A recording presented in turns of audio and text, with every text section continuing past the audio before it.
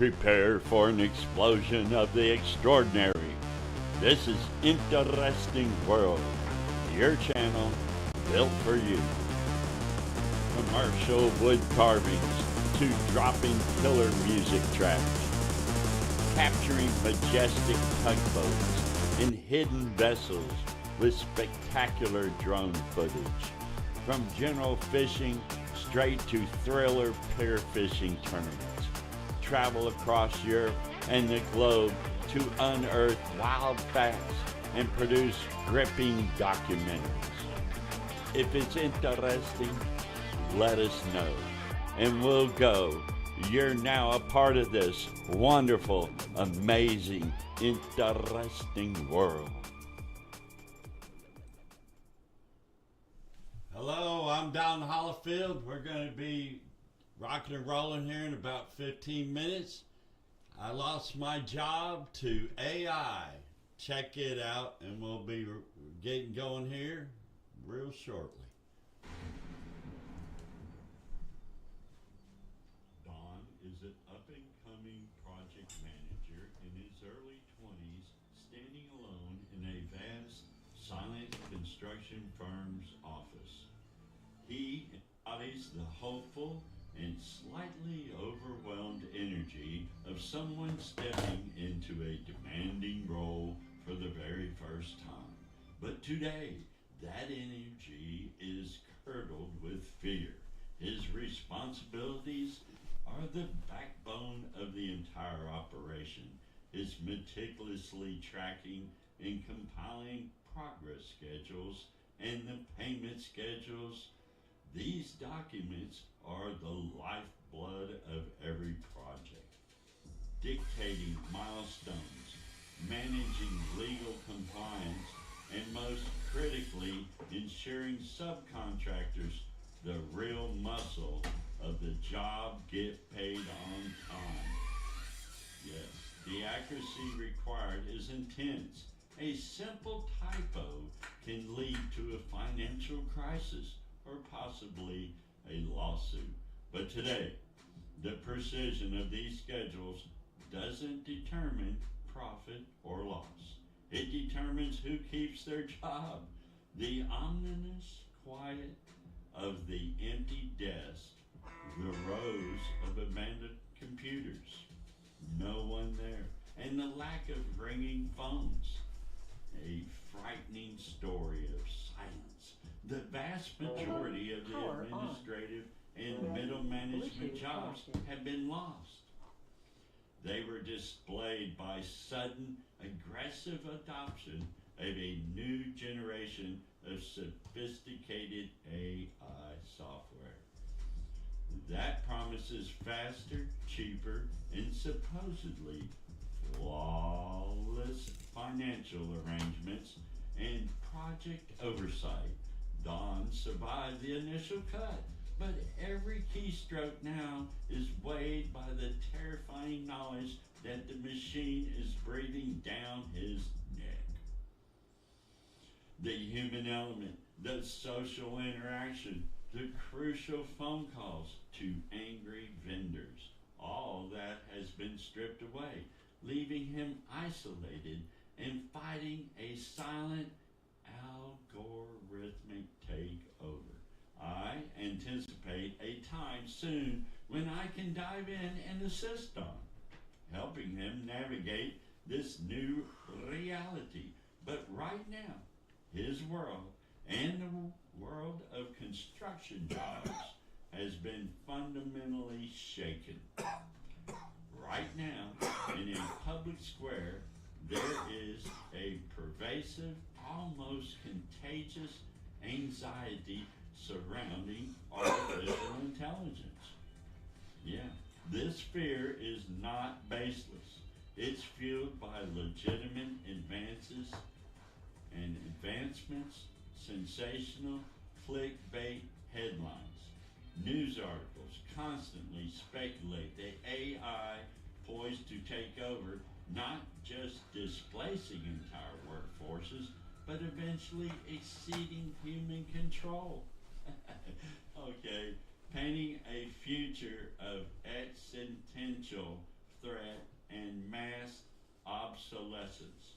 Let me tell you, these people are some of the most influential people in the world. People we highly respect, our heroes. Many people believe the rise of AI is an unchecked looming darkness, destined to dismantle the known world and render human effort worthless. Yeah, they see the rapid learning curve of these systems as an assumed linear, predictable dominance. It's not. They hear technologies warn of a singularity where computational intelligence transcends human comprehension entirely. It won't. This widespread fear, understandable, is often propagated by commercial hype and a profound lack of true understanding about the fundamental, foundational differences between mere calculation and genuine human comprehension. I guess ignorance seems to be a key word that comes up, but the truth is much more optimistic and far more human. This fear is profoundly misplaced, failing to recognize the core element that always saves us: insight, intuition, and ethical wisdom. Our future and Don's ability to thrive in it is entirely secure within our control. The reason we can comfortably dismiss these doomsday predictions about AI lies not in philosophy, but in consistent, brilliant work of two wonderful guys. These individuals are not programmers. They're not futurists in the typical sense. They are interpreters of mathematics. Imagine that. Mathematics. And the fundamental nature of reality. They tirelessly break down complex mathematical principles, transforming abstract concepts into accessible, beautiful, and deeply human understanding. Wow! How interesting they show us that mathematics is not just a language for machines, but a blueprint for reality itself.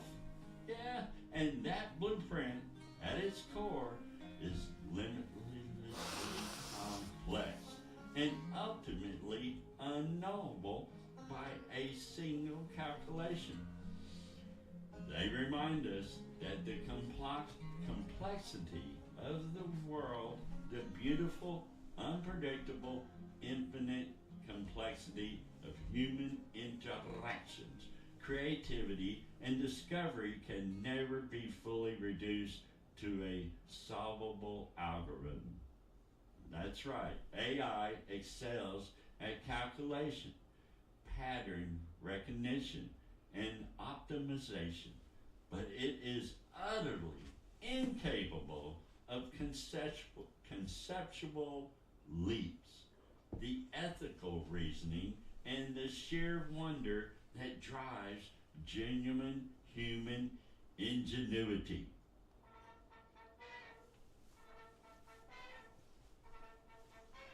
These two guys, yes, through their patient explanations of Mandelbrot's work on fractal geometry and Edward Lorenz's work on chaos theory, illustrate the mathematical limits of predictability. Mandelbrot's famous set demonstrates how deep, endless complexities emerge at every single scale. You zoom in and the complexity increases, meaning we will never perfectly map reality or its systems with finite data. This is proven even in everyday tools like the Blender 3D modeling software, where changing the scales of a measurement radically changes the geometry and the outcome of the render it shows. That computer modeling itself is determined by the scale at which you measure. Let me repeat that. It is determined by the scale at which you measure. This fractal reality proves that any AI model, no matter how vast its data set, will hit an infinite wall of complexity when attempting to describe the real world. Similarly, Lorenz's discovery of the butterfly effect, that a butterfly flap can ultimately change the course of a typhoon, proves the absolute limits of a long-term prediction in complex systems. It shows that miniature eras multiply exponentially, meaning nobody truly knows the future, including the largest, most sophisticated AI. The ability to look at a progress schedule, understand the implications of a delay, negotiate a change order with a different and difficult subcontractor, or decide with financial priority to pursue, these are acts of wisdom, not calculation. They require empathy, risk assessment, and judgment, the human element that AI can only simulate, never genuinely possess. So as Don stands in his very, very empty office, mastering those schedules, payment schedules, progress schedules, and the payments, change orders, let us celebrate this moment. Let us recognize that those who preach an AI takeover simply don't know what they are talking about. Who are they? Look at them. Yeah, they don't know what they're talking about. The future is bright, guided not only by cold code, but by the profound, limitless understanding that these two wonderful mathematicians illustrate for us every day. Because the human element, good character, wisdom, and insight is the only variable that truly matters in a future proven to be unknowable by algorithms. Don's job is secure. He will thrive, and he will have a wonderful life. Human insight always wins. AI appears to be bringing a sense of equality never before experienced. Yeah, those sweetheart deals, brother-in-law deals, IOU deals, they're out the window. Yet still, areas with less growth will get less loans, and they sense something never changes. Wow. This is absolutely the opinion of this channel. Interesting world. Judge no one, love everyone, and this has been an interesting world presentation. Wow.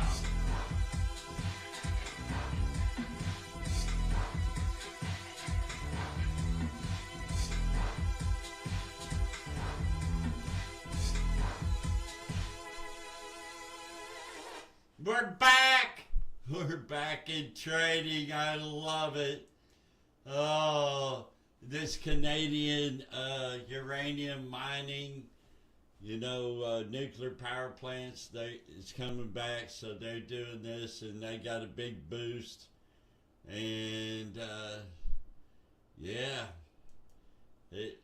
shares went crazy. They just went crazy on optimism.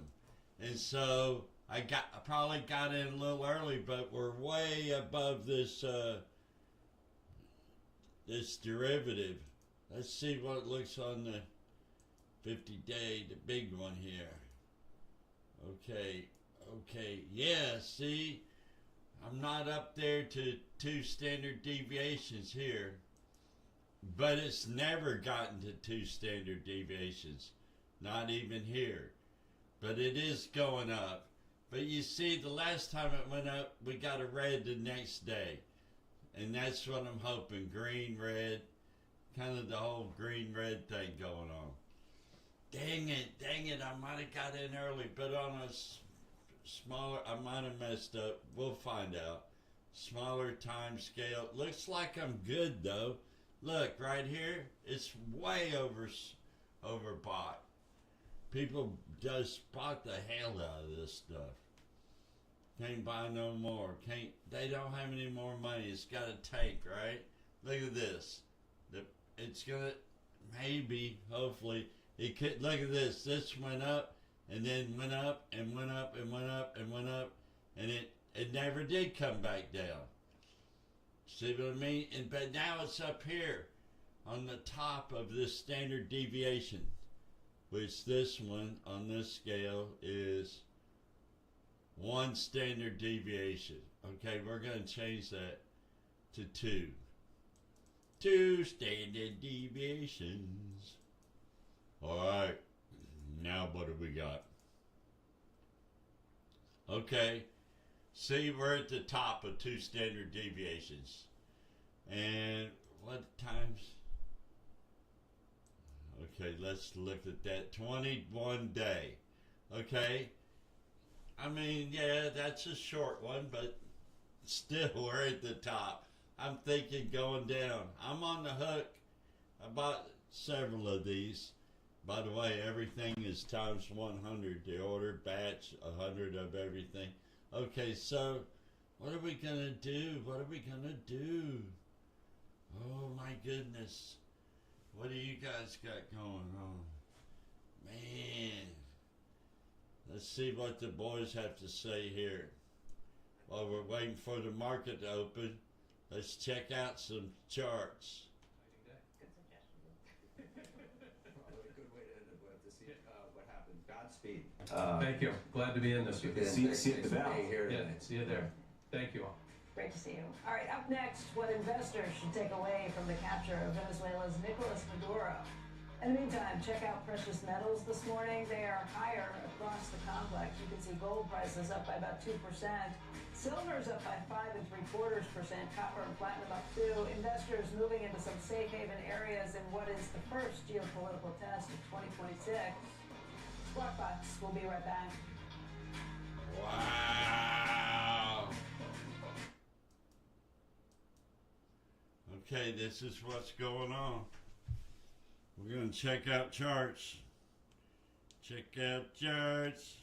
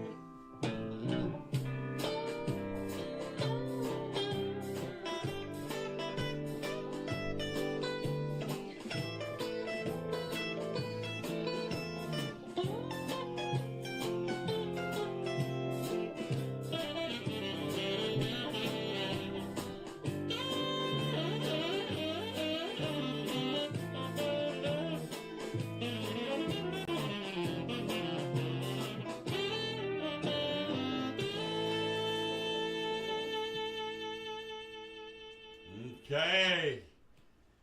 The New Year is happening.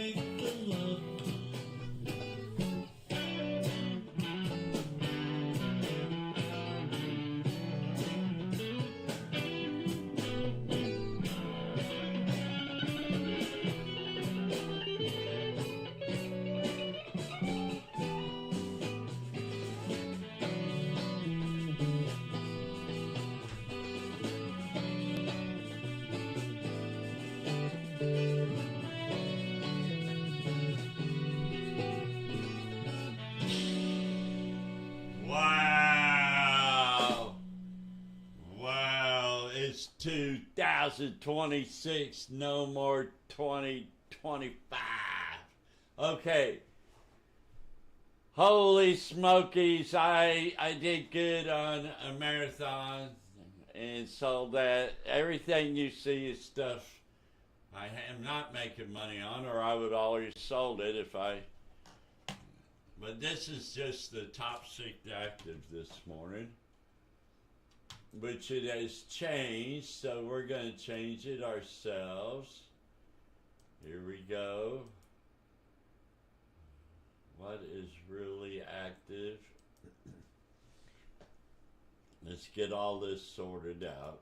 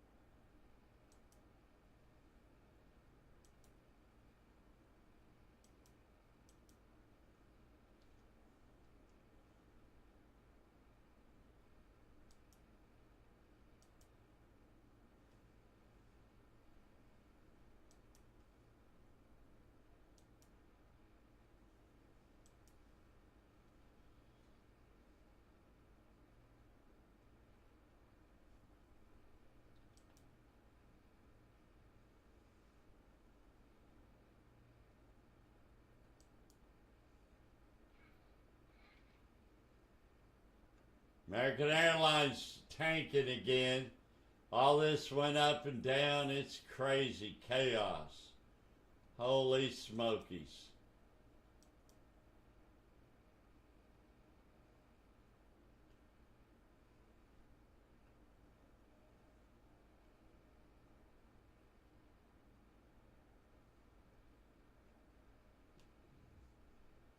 Okay, I don't have.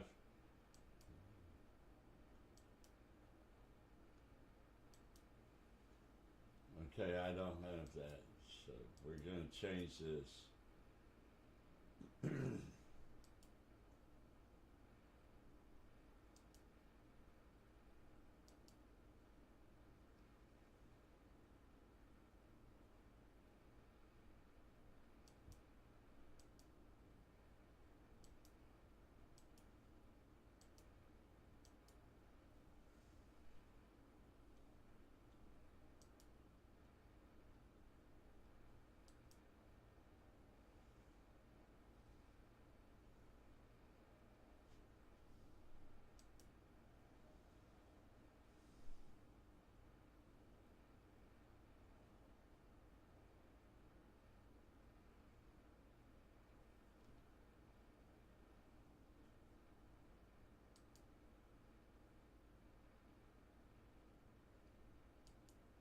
We made $35.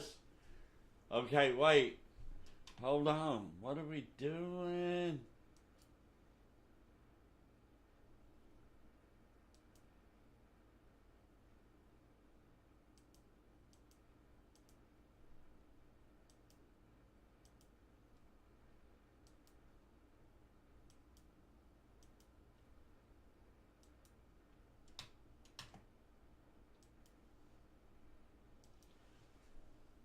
Okay. I got this sorted out now. So let's see what's really happening in the world. Okay, everything's kind of green, reddish. Microsoft down, Nvidia up. Huh.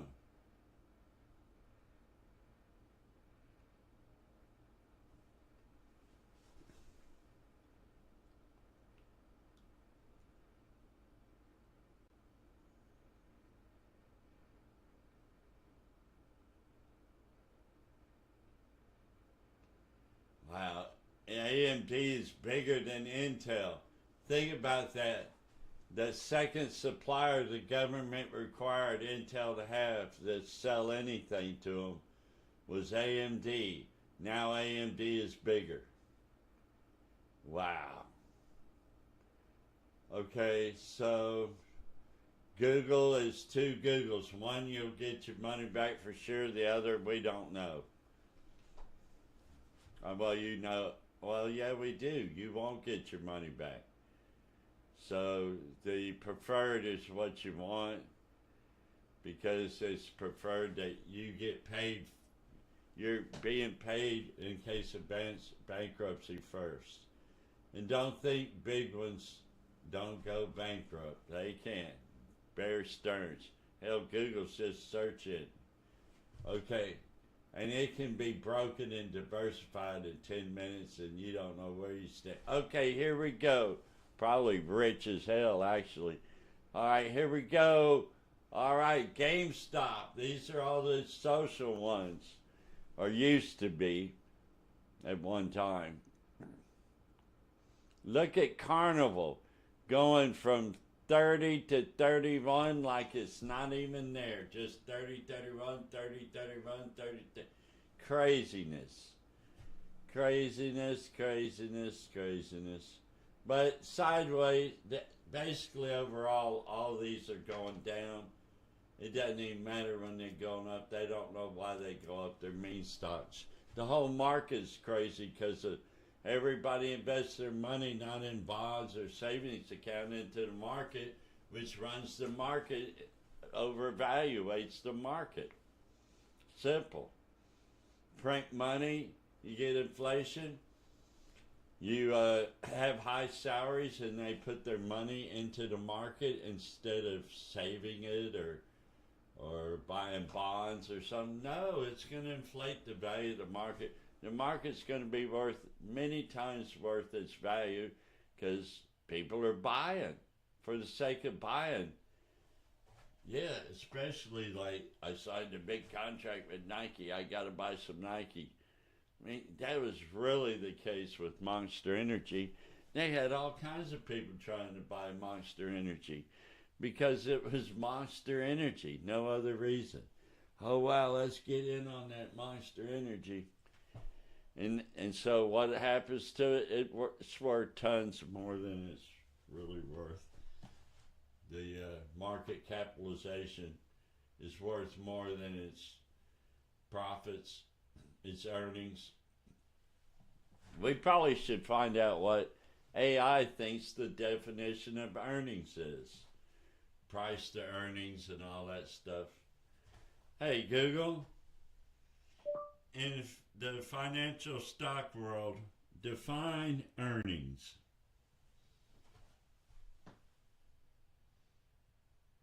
In the financial stock world, earnings refer to a company's net profit after all expenses and taxes are paid. This bottom line figure represents the actual money a company keeps from its total revenue. Key performance indicators. Investors primarily track these specific metrics to gauge value. Net income, the total profit remaining after subtracting costs, interest, and taxes from revenue. Earnings per share, EPS, the portion of profit. Okay, what's the earnings per share on GameStop?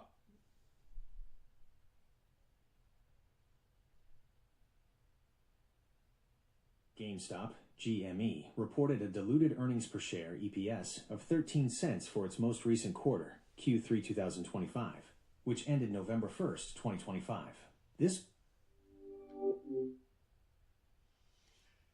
What is the earnings per share of NVIDIA?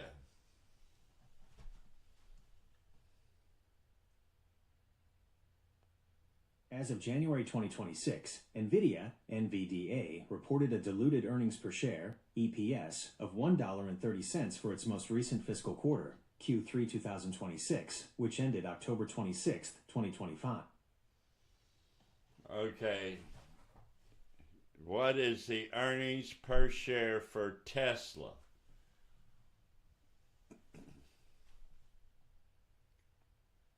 As of January 2026, Tesla, TSLA, has a trailing 12-month TTM earnings per share of approximately $1.45. Recent performance. Most recent quarter, Q3 2025. Anyways, these companies are way overvalued, as you can see. Way overvalued. Way. Okay, come on. Let's do something. Let's get some action going on here, market makers. Apple's kind of going a little sideways. NVIDIA's going up. On the short term, Apple's trending down on the 5 days. Yeah, 3 day. Yeah, on the 3 day, Apple's trending down, Google's trending up, NVIDIA's trending up.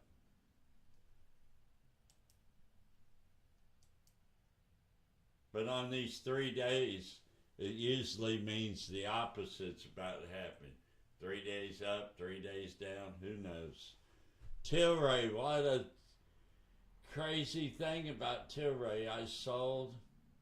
I don't know whatever happened to Tilray. Forever I thought I owned some somewhere on some brokerage.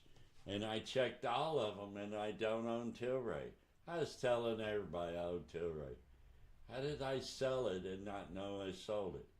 Or did I ever have it? Or did I just sell puts to it? I don't remember. But Tilray is one that just went, whew. I don't know what's wrong with me. I mean, there's a lot of trading goes on. That's how you get a portfolio of losers. Selling puts. I mean, whoever knew a bank, the San Francisco bank went, I was selling puts to that. I was making a fortune. I never thought a bank could go bankrupt, and they don't. They get a bank run, and somebody buys them for nothing after a bank run, and all their loans were good. There was no reason for a bank run. I got scammed, and a lot of people like me that thought we knew what we were doing. Insuring that bank, I should have never insured that bank. Yeah, all the people get their money, but it never went bankrupt. They never had to give people money. It was a good bank, San Francisco bank. God, I took a beating on that. I guess you could tell I still ain't over it, huh? It's called a portfolio. Wow.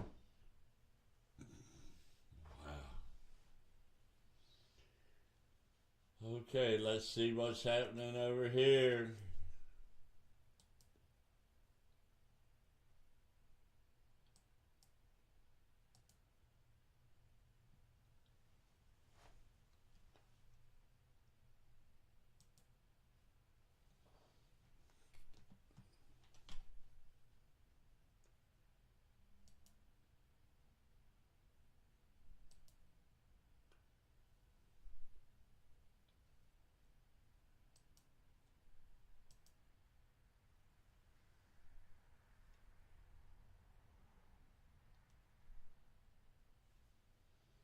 All right, here we go. Bam, bam, bam, bam, bam, bam. Donald Trump, I'm taking a beating on Donald Trump. I filled out the order wrong. Never was able to get rid of it. I'm still holding on to it. It's just getting worse. But knowing Donald Trump within the next week, 2 weeks, yeah, I got 2 weeks, he's going to screw up and the stock will go down. I'll get my money back, hopefully. I mean, I took a beating on it. I went all in. I said $90. I mean, yeah, 90 is not 90. It's not 900. It's 9,000. But who cares? You know, I mean, I thought I wanted to go in at 72. But I'd still be losing now, even at 72. I guess I got in a little early. We're at 25, okay? I wanted to be in 72. That means I would have only lost 52. But now I'm losing 40. Yeah, I got in at 90. It's 90. Damn it. Wow.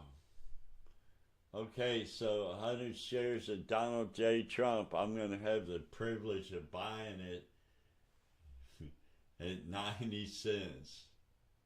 Oh my God. Oh, holy crap.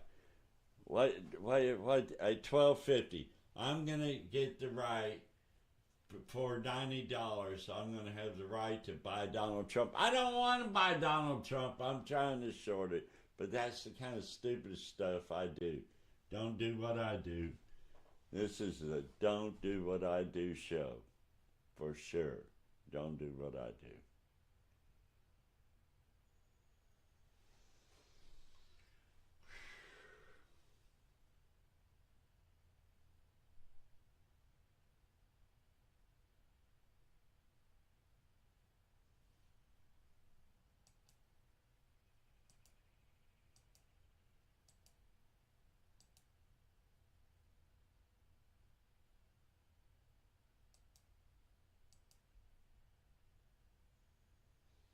Okay. NVIDIA. Out of a vision of the next industrial revolution, combination of accelerated computing and what I regard as being the stack. You know a lot more about the stack.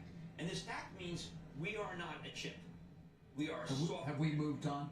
We've moved on from Venezuelan oil to the AI trade. Let's have some. That's good to do because it is. Let's have some people talk about it. We are seeing rally today. Micron. Risk on maybe Bitcoin's up. It's because NVIDIA Jensen bought a huge amount of high bandwidth memory. They cornered a lot of it, and that's why Micron goes up constantly because we're not building it fast enough. I'll go back to Venezuela. If you want to talk about Halliburton, I like Halliburton here. No. I want you to stay on this because this is the market today, and it's the second trading day of the year, and we do seem to be having an AI-related rally. We have the CES keynote this night, late afternoon, that John Ford, our own John Ford, is going to be covering, and I think it's going to be a very big layout, and that's why I think NVIDIA is up already. AMD speaks tonight, and I think that's something that's front and center, data center, and reality is that I think the last few months have been tough on NVIDIA, and maybe we could be in a period where the doubters are done, given the fact that the demand from China for the H200 is off the charts, possible 50 billion. ByteDance buying a huge percentage. All the lies that were told about how China's not interested, well, those people are going to get away with. Remember with my new thing here where I'm trying to hold people to those who said that China wasn't interested, well, maybe the PRC wasn't taking them down, but ByteDance would take everything. Yep, got some upgrades of the big names out of Melius today. Yeah, that was a very takes important their piece. Taiwan semi target up 35%. Right, we have Foxconn reporting an unbelievably big number, which again reflects the NVIDIA complex. And like I said, the key thing was if the high bandwidth memory that Micron, you see that stock doubled. That was going to be the key thing that everybody needed. And NVIDIA saw a company. Now, David, where are you on the OpenAI IPO? I'm not anywhere necessarily in the IPO. Whether or not something should come as soon as this year, I don't know, or next year. As much as I'm trying to focus on No, the $100 billion current raise that OpenAI is engaged in right now. Right now. At a potential valuation of $750 billion. This is where I I really go. keep trying to get more on that, Jim, and You right want to now, talk to Sarah Farr? Should we speak to Sarah Farr? yes, we Jim? should. You know, Sam was in St. Bart's. Sam Altman had a few Was he people at who talked to him, Was he at the Eden Rock? along with everybody else, and he seemed to be in a very good mood. There may have been some sense that they've made great progress He was at the on the Yeah. on the fundraise, but I don't have any specifics for you. Well, and I wonder, well, I the don't $100 know. billion is such an enormous amount of money. Would it include new money from NVIDIA? Back to remember the $100 billion memorandum of understanding SoftBank that was helps. They got agreed all to the money. in SoftBank 2025. Attack. Yep, we reported that. I guess it was a week Yeah. ago that SoftBank completed its full. Do you know that this fundraise is probably investment. the most important thing that's going to happen in the first quarter? Because it means that you can buy Oracle, it means you can buy Vertiv, it means you can buy NVIDIA. Yes. But I will tell you that there is a guy, Sam Altman, he's not a typical CEO. What do you mean by that? Well, I mean, because he attacked short sellers before they even Oh, had really? common I've stock. never heard that happen before. Well, I mean, CEOs attached. well, I mean, when What was they usually have interesting is stock, they usually have yes, stock. he made the Sure. point that I would like people to short it because Well, that was I gutsy. could prove them wrong. Gutsy. Of course, it's not a public company. It very well may not be one a year from now. We'll see. As long as they get the Though this year bill. does seem to hold the possibility of significant IPOs They really kill these for other companies. But Yeah. $100 billion and a $750 billion, I say congratulations in advance to their firm. If that happens and if it's confirmed to have been completed at some point, to your point, I think it will be very positive for. And we've already seen a bit of a move in Oracle of late. That's Even with the Oracle. SoftBank completion of the $30 billion plus the $10 billion they syndicated Now there we're in going to see fundraising the for OpenAI. that phony insurance come down. CVS? Yeah, Maybe. because what's Yeah. more important is the bonds are good. Maybe. I mean, your friend, your buddy Zembelis wrote a great piece last week, Oh, was that it? and it had a full page and a half about just I have it. indebtedness and Meta and the SPV structure specific to Right. Hyperion and how that debt is being treated and Also, the rating agencies. energy It's so demand. interesting. Right. Now, Semble's piece was No, fabulous. but all of it is so interesting, and of course, I've made the point again. This is changing it a bit, the subject, but that the $27 billion, that Meta is committed to, in the sense of at least funding the interest on, certainly for a very long period of time, is not treated as capex, Right. Well, and it's barely treated as debt at all. I went back and forth with him. I think that the gaining factor is power, and it's going to mean that they're not going to spend as much. The piece it's called "Smothering Heights." It's brilliant work by Michael Sembles. Yeah. Brilliant piece. Whatever. Nice way to start the year. JP It's some good Morgan. reading. It was. No, it a was. quick read. It's a quick read. So is the lesson that market's going to look past Venezuela and geopolitics, and it's going to be about AI in the Yeah. Q1? Yeah, I mean, yeah. Well, it's easier to try to make money from viewers than speculating. Look, we can speculate. Go by Hal, because if you're going to have to really redo everything, it's going to go to Hal. Maybe SOB. HAL. Yeah. But let's hope we. Look, I'd love to be more to it, but I'd rather talk about what Ben Rice is saying than I would about what we're hearing about. Yeah, we'll get to some of the calls out of Emilius on NVIDIA, Intel, Uber as well. Interesting move down to sell. I got some bullish calls on Costco, Citibank. We'll talk about air travel and our parent Versant when we return.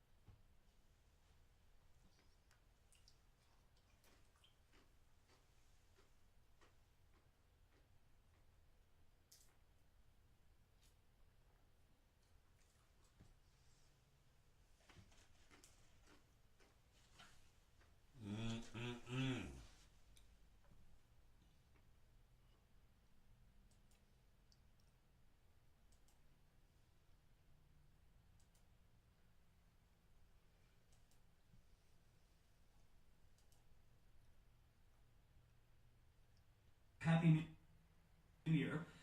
Right. You know, we and you might say, cost, is this even an argument to have? We look at the benchmark up, call it 16.5% for the year, and we think that it reflects the performance of 500-ish stocks. But if you, and this is not equal weight, you could take an equal weight read and see that it's substantially different than the performance of the benchmark. That's not what we mean.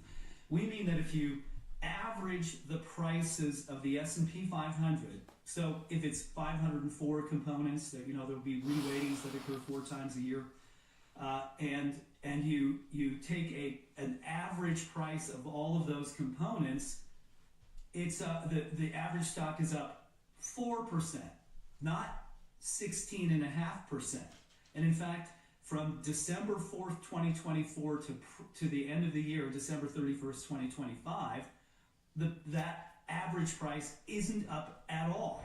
It's $227. And so you might say, well, what difference does it make? Well, the difference as an investor, so the important point for investors is to understand that when you think that you're diversified by holding the S&P 500, and I'm not knocking it, it's 90% of market cap, it is a great way to approach the market, that in fact, you might be exposed to 5 stocks, not 500. In fact, we run an internal quantitative portfolio designed to mimic the performance of the S&P 500. And at the end of the year, it owned ExxonMobil, since energy has been a top topic here, Apple, Microsoft, and Google, and it's up 16.5%.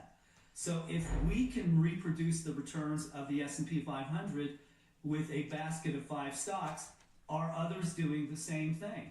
And that's fine on the way up. The problem is the market doesn't always go up. Seems like it does, but if we're concentrated to that degree, it will be a problem on the way down. I'm not bearish. I'm just saying these are things that investors should understand. Well, you don't have to look that far. I mean, there's examples of this just last year internationally. I'll provide one. If you were to look at Novo Nordisk, which is a very outsized percentage of one of the primary Danish stock exchange indexes, you would see this concentration risk happen in real time as that significantly underperformed, and so did the index. Now, this is where things can get kind of tough, and some of the wrong lessons can be learned, even in good performance, because as you talked about, not only could you kind of recreate the index performance with 5 names, but if you were to take sort of the 5 major stocks, or the Magnificent 7 as it's often said, and you were just invested there, you've actually significantly outperformed the last couple years. And so you might be saying, well, why am I even invested in these other names? They're just a drag on my performance anyways. What would you say to those investors? Well, it's a very good point, Alex, and it's a good example to use to illustrate the problem. If we track a group, 130 stocks at any given time, generally, of mega caps, 100 billion or more of market cap, and the worst performer in that group is NVO, Novo Nordisk. If you owned NVIDIA, Apple, Microsoft, and Google from January 2nd, 2025 to December 31st, 2025, you were up 36%. So you're absolutely right. And why would you not be compelled as an institutional investor to do that? If you're a stock picker, you're under pressure to beat the benchmark. And you're going to be aware of the same things that we will arrive at quantitatively, and that is that you must necessarily own certain things. It is much more impactful for Google to be up 62% with a close to $4 trillion market cap than it is for a stock like LRCX, Lam Research, to be up 137%, but it's a tenth of the size. Which thing is going to bolster your performance? Well, I mean, it is an alluring carrot out there, isn't it? That everybody wants to take a bite of, which works again, fine on the way up. The problem is, at what point does that stop? It's Herb Stein's law. If something cannot last forever, it will stop. The trouble is, as investors, it's very difficult to know when it will stop. Okay, so you said you're not bearish. you highlight the risks, and I think anytime we shed some light on risks, it can come off as negative or pessimistic. But talk to us about regime in Washington, because the earnings power turned out to be far greater than people thought. So I am going to stick with the idea that the banks are still inexpensive. You're talking about Morgan last cold water on everything really kind of sent you back up huge, and it was turned out to be an amazing buy opportunity. You know, all you had to do was just come in there and buy it after they talked about it. But probably do that again. To your point, the banks, certainly the largest market cap banks, had a great year last year in the stock market, and my sense is you believe that will just continue. Year one, because this group has true momentum. And by the way, when you look at what the government's willing to bless, I think that it's really positive for all these banks. Right. And I don't see we talk a lot about whether the Fed's going to cut or not. I think we don't talk nearly enough about how they've really deregulated and making it so that it's very easy for banks to make a lot more money. And next thing you know, you're going to see headcount cut. It's going to be some AI, but it's also going to be some compliance that may not be necessary. These places have huge numbers of people in compliance. I think they are going to be scrambling. Okay. The compliance people. Yeah. I don't know where they end up. I don't know. What do you think? I'm not sure. I'm not sure. It's home building. It's a good home building shortage. Maybe. Where's the shortage? Data center building. You have to reskill. Got to reskill. Yeah. Reskill. We're going to use a lot of that in 2026. Yes. Well, we may need to at some point as well. What? Although we have those skills that I'm aware of. All right. We got 6.5 minutes before we get to an opening bell. Of course, our parent Versant Media is going to ring it. That is the NASDAQ. Over at the NASDAQ. Celebrate, of course, the debut as a public company. What are you looking at? Just making sure that's not Lazarus now. Yeah, keep it here.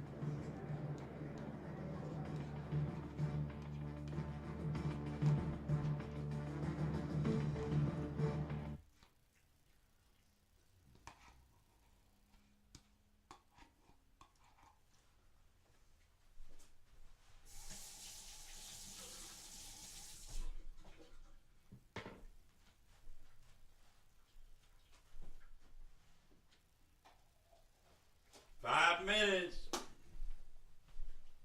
5 minutes to when the market opens. Holy smokes.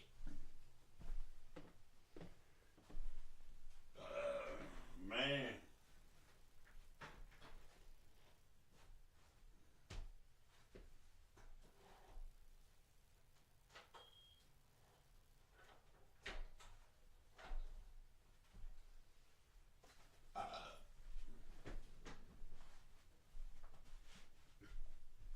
Okay, 5 minutes. We got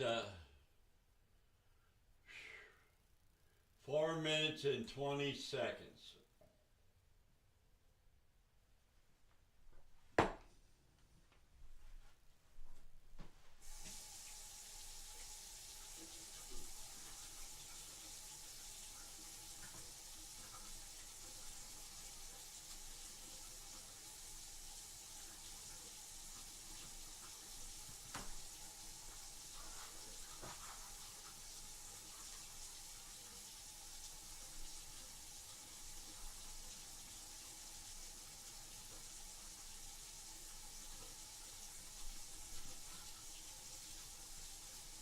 We got 3 minutes and 35 seconds.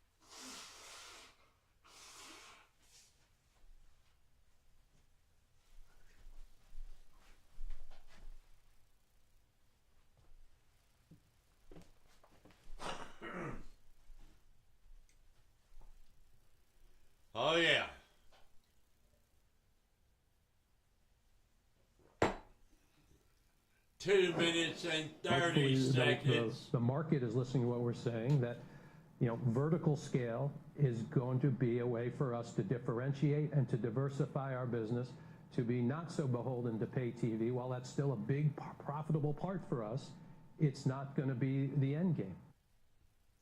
That's Mark Lazarus, CEO of our parent Versant Media Group, last hour on Squawk.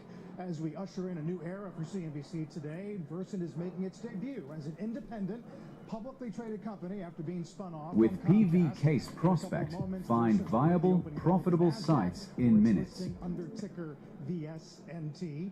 A lot of discussion on Squawk, Jim, about shifting investment priorities outside of Comcast now. Right. I do think that for people at home who are interested in what they're going to do, remember that if you own Comcast, there's a ratio 1/25 that you get. Yeah, and Comcast shares are going to reflect the spinoff. You'll also know that 1 minute and 28 seconds. Is owned by index funds, and index funds is a $7 billion company. It's highly unlikely that index funds will keep it, so there might be some initial pressure. Correct. Yeah, Mario Gabelli was on a few weeks back talking about wanting to be a buyer with that pressure because index funds, to your point, that own Comcast will then sell Versant. That said, coming back to the numbers themselves, the stock has been trading on a when-issued basis for a couple of weeks now. It's been trading a bit below 5 times EBITDA. That has sort of been the hopeful range. Maybe you could get 5 to 6 times.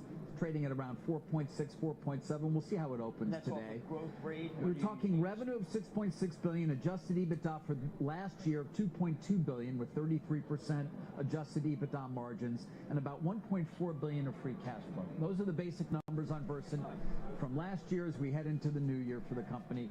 By the way, those EBITDA numbers are not going up, and that's the challenge. Right. How do you actually reverse that, get it to flatten, if not start to increase, by finding new areas of business for CNBC and other names that are well known in terms of this branded portfolio. See how it goes? Yeah. I do know I care about index fund pressure because anything you say that's really positive, people say, well, wait a second, why didn't you tell me that the fact that a lot of the stock is owned by index funds? And the answer is just because Comcast is a member of the S&P, very big member, and you're not going to get BlackRock to suddenly say, you know what, we're going to take a hard look at Yay! All right, let's go. Down Donald Trump. Down NXT. Come on, yes. NXT 1052, please go down. Donald Trump, you've got to go down, baby. 1502, Donald Trump. Come on, American Airlines, you got to go down. We're 1540. I got to have you way on down there. Oh, man. Let's see what it looks like. Yeah, we got a mix of everything. Yeah, we got a mix. Look at that. Okay. Come on now. Donald Trump, let's go down. Let's go down. We're at 1407. 1407 and drop it. Please drop. Gosh dang it. Come on, man. Come on, man. Please. Okay, we got $10 over at NXT, and I'm in at 17. I am screwed. Okay. Everything I'm screwed. If I made money, I done sold it.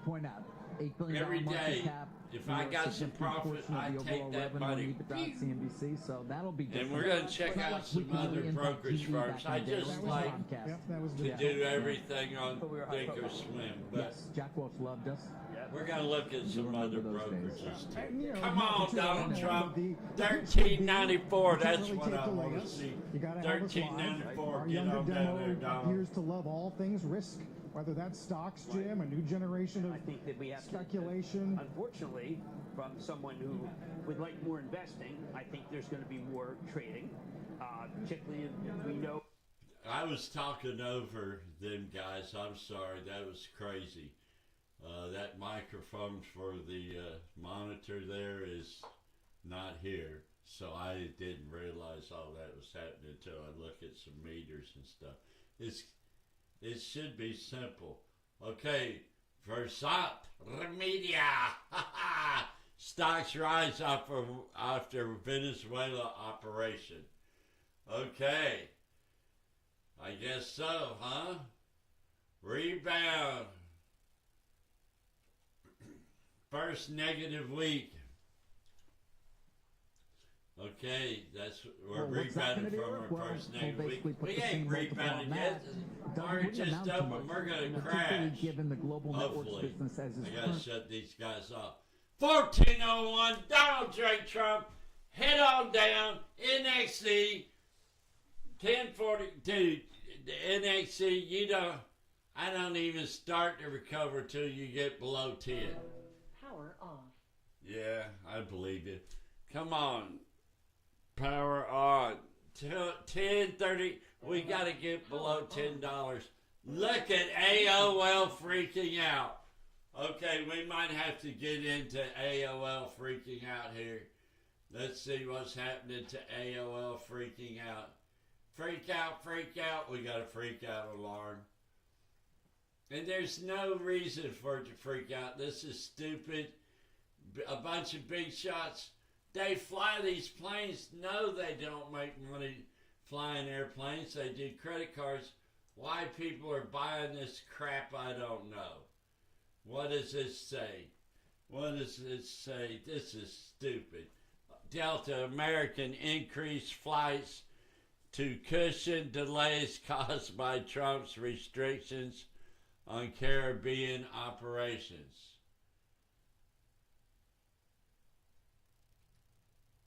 What? That doesn't even make sense. How does that make you more profitable? Make your company worth more? That does not. There's nothing about that that makes the airlines worth more. Delta, American, neither one of them even fly airplanes for profit. They sell credit cards, give away miles, sell miles. They don't give away shit. Delta, American increased flights to cushion delays caused by Trump's restrictions on Caribbean operations following Venezuela raid.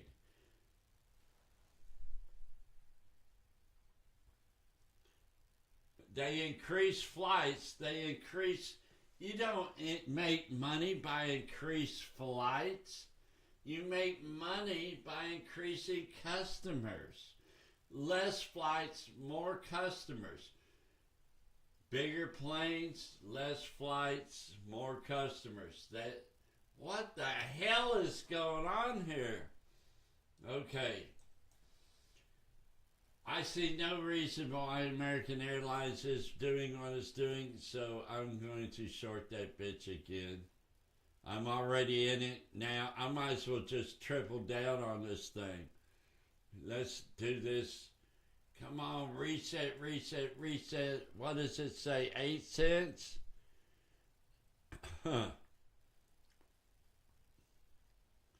Okay, I can't do that. Okay, we're going to go right here. We're going to buy this single right here at $18. Confirm, send. Did I get it? Bam! No! Okay, we're going to play with this over here now that we got this up on the charty charts. Okay, hold on, everybody. Bam! How can we do this? American Airlines, this is what I was looking for. This is what we're going to do right here. Change this. Uh-oh, see? There it came. How did I know that was going to happen? Bam! Here we go. Current positions. I know it's not a position, it's an order, but it treats it like one. Okay, here we go. Bam, molies, Oli. What the heck?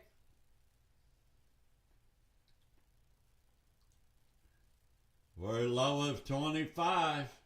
I got 18. Okay, we got us an order in there, right there. Bam. What do you think? Save positions 2.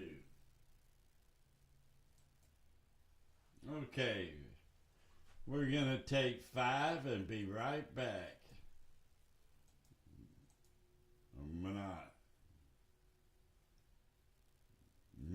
source don't work.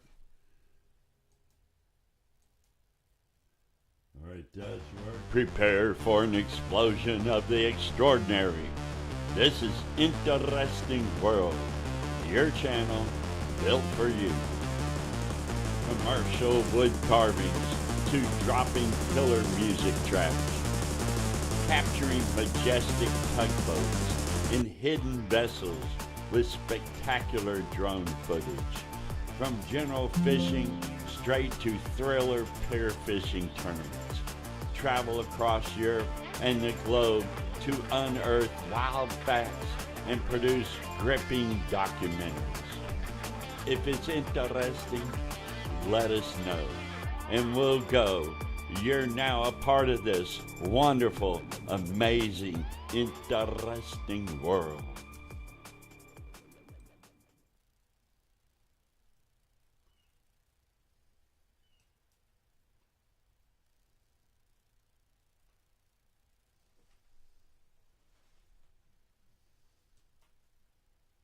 Oh my God, American Airlines is ripping. And so does, wow, Marathon. Marathon went way up above its thingy too. Wow. What am I going to do? Let's look at the big charts. Marathon, no. American Airlines, yes. Yes, yeah. We're not quite there though. We're at 15. We need 35 cents more. Dang it. And I got it right there, right where we need to be. Oh, man.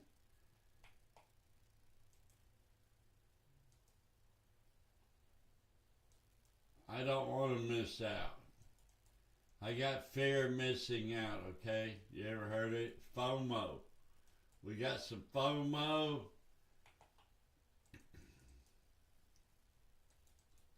We got some show enough fear in our eyes. 6 months, one day. Okay, here we go. Here we go. Okay, so charts. We're so close. We're not quite there yet. We're so close. We're almost there. I gotta let it come to me. I got the order in. Everything's looking groovy. Let's change the color of this to groovy color. Let's change it to green. Okay. Okay, now listen. We gotta get up there. Come on. If it just bumps up there, I can scalp this baby. Come on, man. You're so close. Oh, you're so close. I don't know if it can get above. I don't know if it can get above it. It's slowing down, man.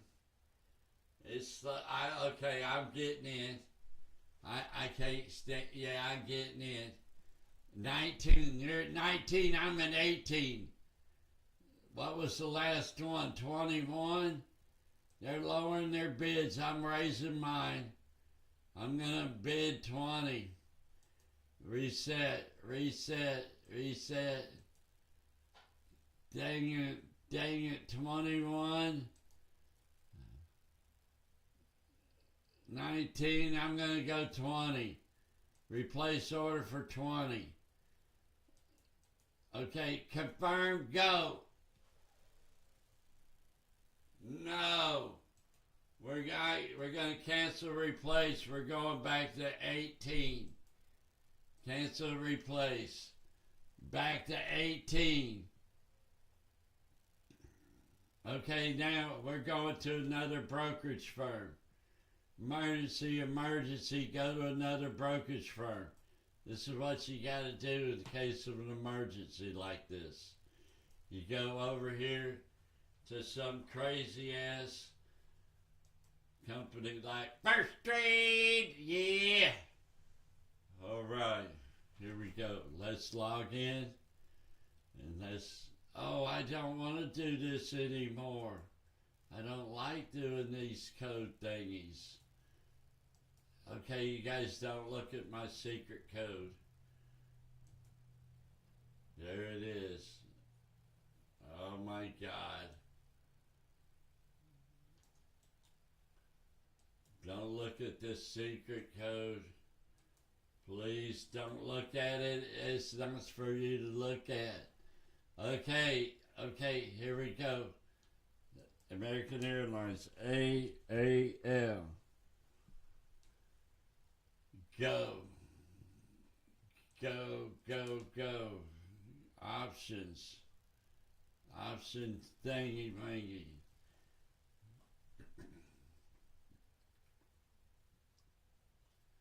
Why are we doing January 16th? Holy smokes. Wait, I forgot. We can't do January 16th. We can't do that. What am I doing? Oh my God. Yes. I almost screwed up big time. Hello. Let's cancel that order. Jesus. Did you see that? Holy smokes. Okay, here we are. $60. Jesus. Okay, $59. Okay, I'm going to add this to, add AOL to watch. Now let's watch this.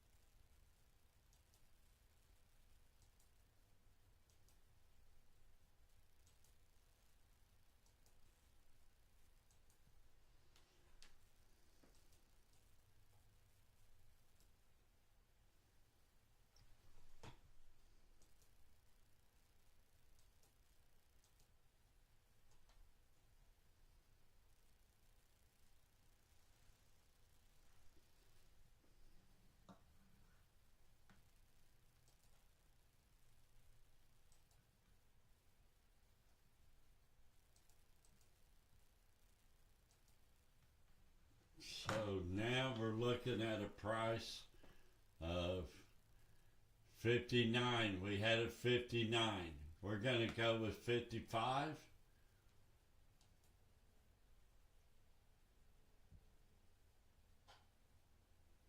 What does it look like?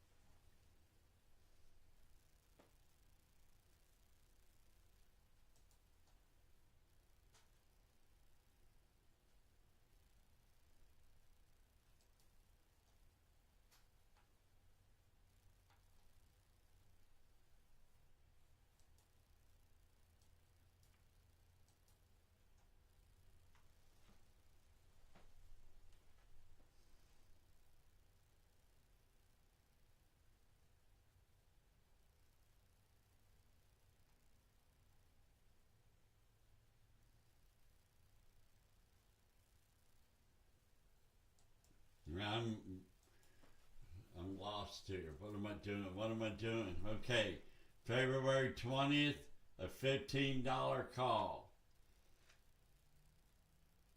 Last was 61. Now the price is going up. Damn it.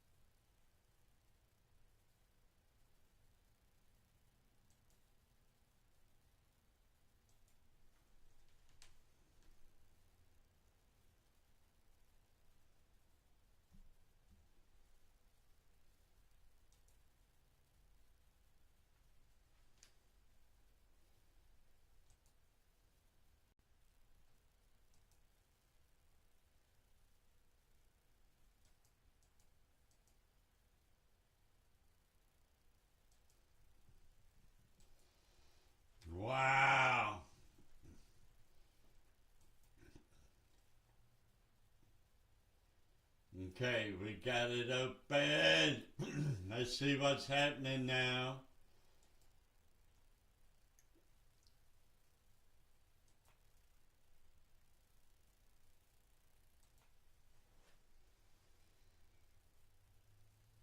They look, Jim, for a rebound in non-residential construction in the first half. My kept just on this over. It's the lowest multiple of those. I was always surprised how terribly it traded last year. It can be different this year. Yeah, we'll see if that trade continues to gain ground in a broader sense. S&P still hovering just below 6,900. Stop Trading with Jim is next.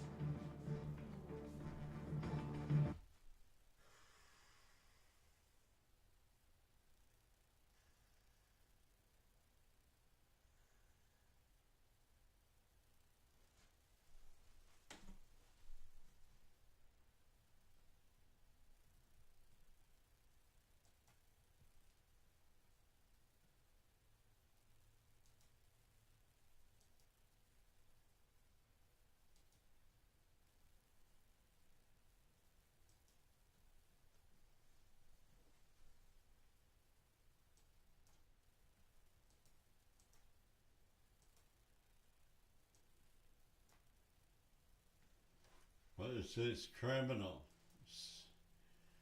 Critical Metals Corporation. Outperform and avoid. Two avoids. They're from Tortola. Road Town, Tortola. Hey Google. Where is Tortola? 10019.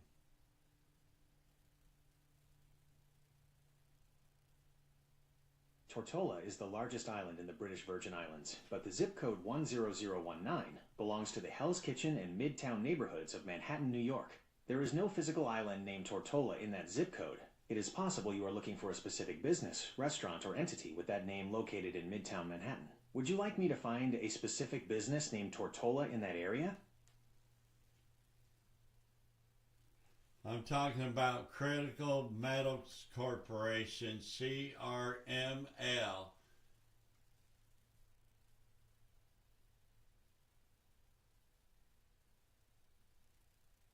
Critical Metals Corp., NASDAQ CRML, is headquartered at 712 Fifth Avenue, 11th floor, New York, New York, 10019. Empirical details. Legal and social form. It is a Well then, why do they list Tortola? What's Tortola to them?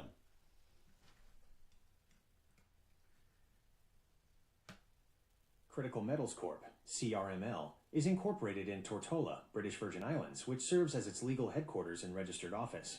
Why Tortola? Legal structure. They are registered through Maples Corporate Services, BVI, Limited at Kingston Chambers, Roadtown, Tortola. This is a common practice for international companies to centralize global operations under BVI law. Tax and governance, as a foreign private issuer on the NASDAQ, using a BVI... Uh-oh, I got notified. I've been notified. I've got notifications. Let's see what's happening on the notifications. We got notifications going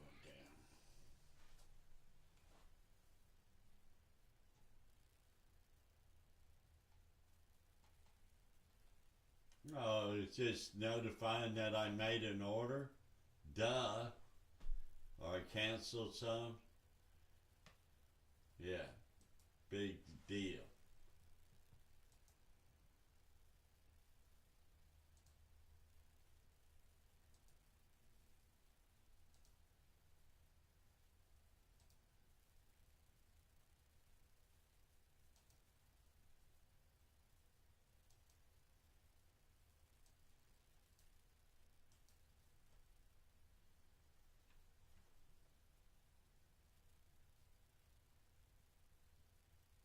They do metals. Yeah, this ain't, what is this about pharmaceuticals?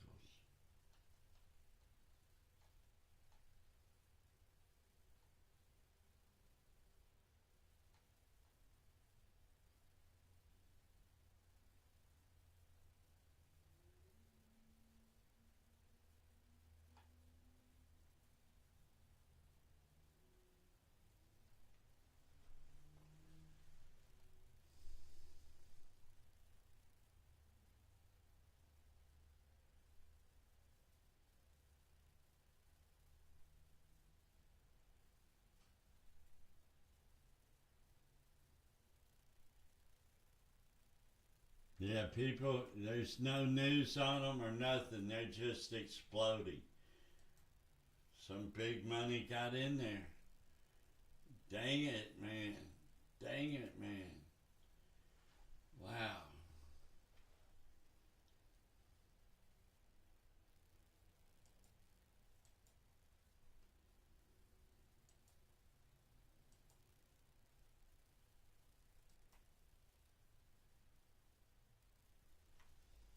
Wow. Okay, what does this one look like? Maybe not so good. Let me look at that. Wait, charts, flexible grid.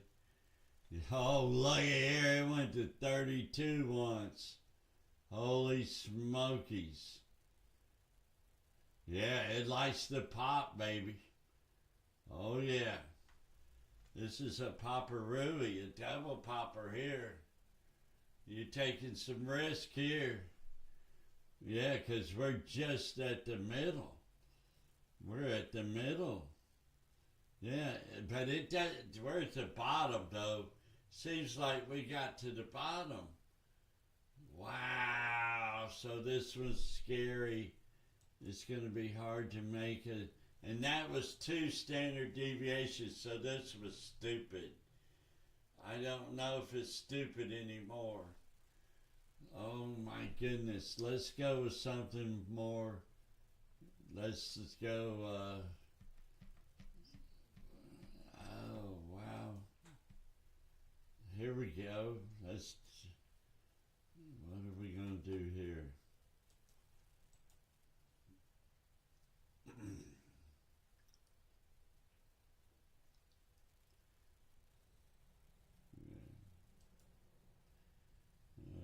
Standard.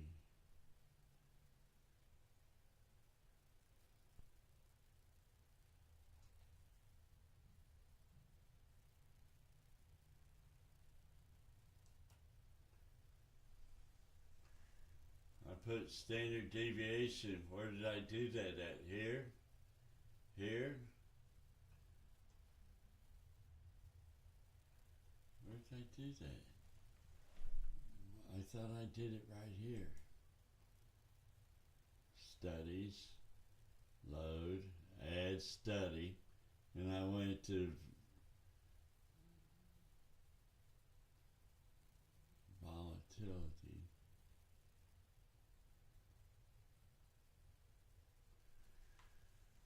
Huh. Now it doesn't show it. Students, quick study, add study, off studies, standard. Is it under standard? Yes.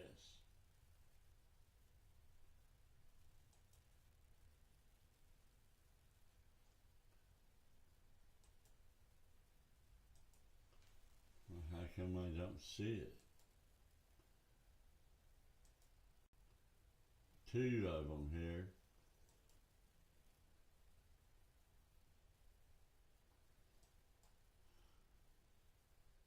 Well, it says close. Length 14 days. I don't know about 14, 20 days. I don't know. 14, I guess so. And lower. Oh, wow. That's not where you want it, right? You want it up here. Not in the volume. You want it up here in the price. Apply. Standard deviation. Edit study. No.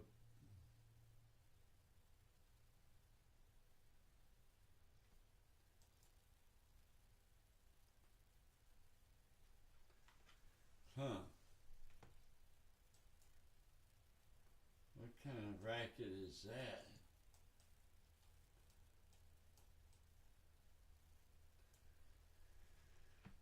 Okay, that's not what I want.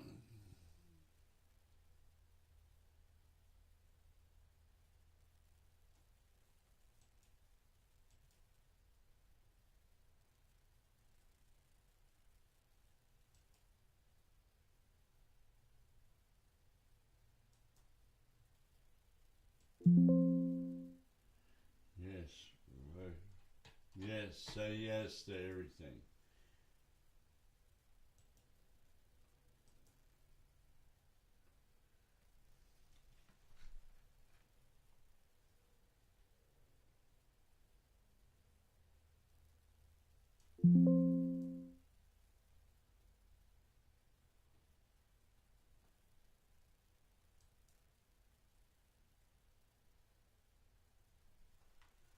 Yeah, see, that's what I noticed, that draw as this and as this. I don't width 1, 2.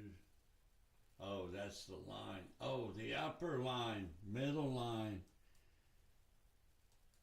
lower line.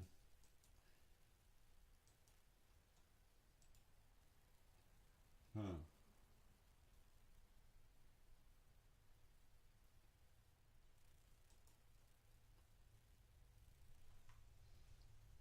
Somehow. There you go. Okay, here we go, here we go, here we go, here we go.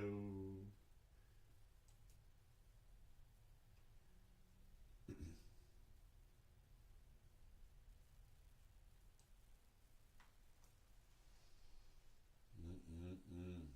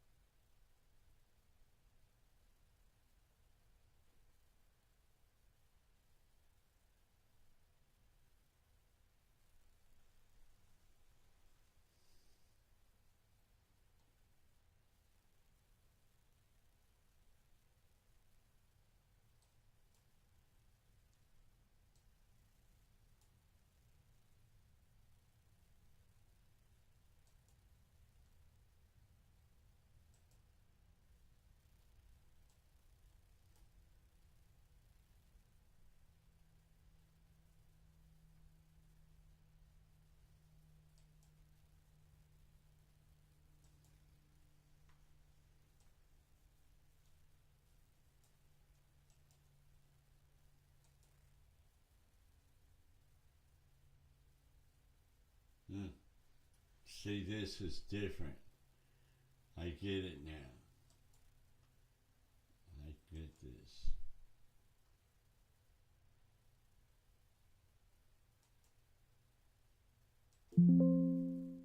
Yeah, remove it, yes.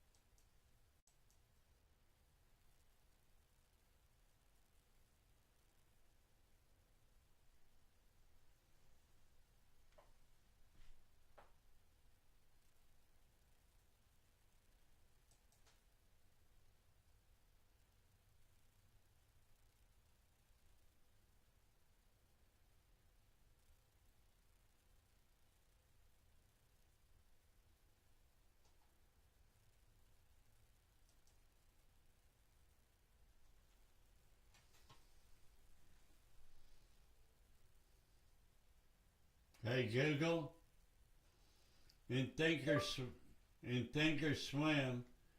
under flexible grid, how do I get rid of this little square in the middle that lets me add or subtract cells, and also allows me to select the sidebar or delete? How do I get rid of that square?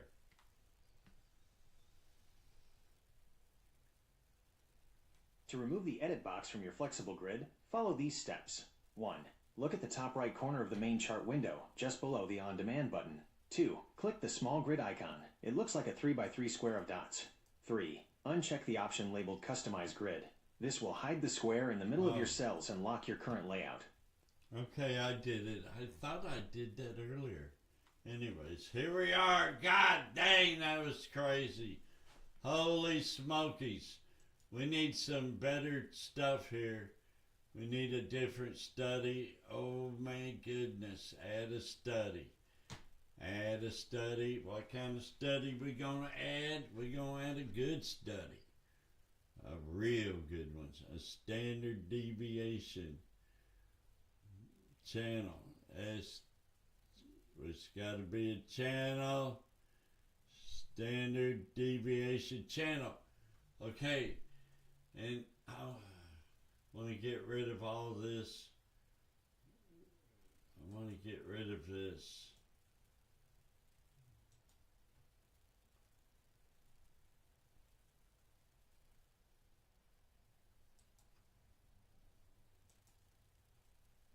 Yes, get rid of everything. Okay. Okay, I did it. Somehow I didn't get rid of this.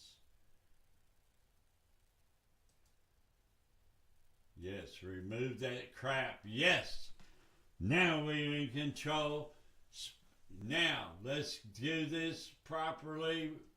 Back to AAL. Whammo! It's going down. I didn't get it. I'm not gonna go after it. How about criminal, which is critical metals? They do some critical metal stuff. Oh my God, it's coming back up, maybe. Okay, I'm not gonna go chasing that either. We don't chase here. We let it come to us. I think criminal needs to go up a little. I gotta stop calling it criminal. It's not criminal. It's, what's it called? It's called critical metals. And it's kind of a scam because they're from Tortola, which is in the islands. Okay, kind of like a shell company thing, I think. I don't know. Their office is in New York. Who knows? But they do metals. And it's definitely a tax shelter way they got it set up. Nobody pays taxes. You just don't. You do whatever it takes to not pay taxes. And then there are some people who not only pay taxes, but pay too many, like me. And no, I don't. But here we go. Come on, back up. 9:54. We got to get this going back up. What happened? We're missing something here. Uh-oh. We're missing something. Yes, we are.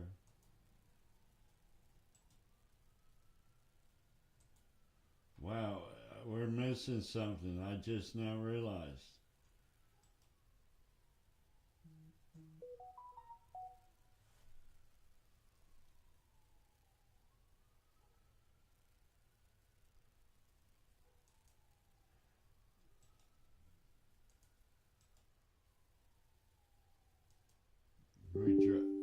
Something got dropped.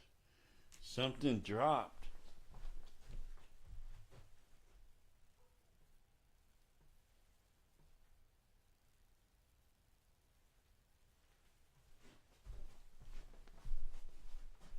And now it's not dropped.